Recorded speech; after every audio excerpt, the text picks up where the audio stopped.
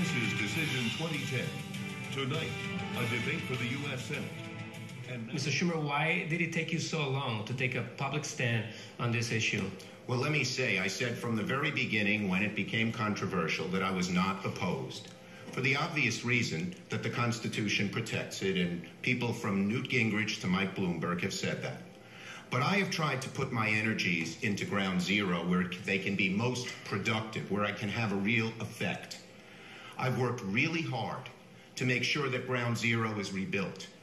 We've gotten money, of course, from Washington. But do you think the Islamic Cultural Center is a good idea? 2 blocks from the World Trade Center? I said what I'm going to say on that, which is I'm not opposed. And I'm putting my energies, and if you'd let me finish, into the things where I can have a productive effect.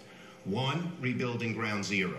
Second, and this is going to be up before us in November, that is helping those who rush to ground zero right after the tragedy.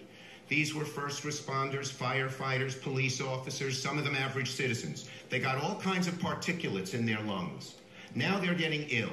And I believe it's the federal government's responsibility to help pay for their medical care. That's the thing I am working on hardest on ground zero right now.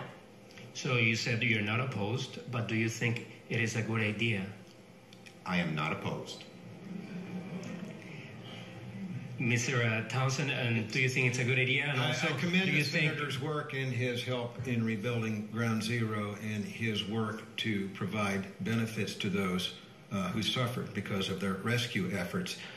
I oppose the construction of a mosque at ground zero for one simple reason. I believe it is offensive and insensitive to the families of the victims who died there.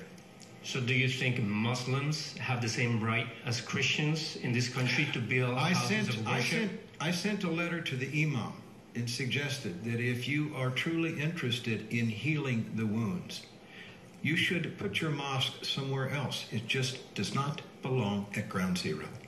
So with all due respect, do you think Muslims have the same right as Christians to build houses of worship in the United States? No one denies that right, and I'm not denying their right to do it. I just don't think they should do it. Thank you.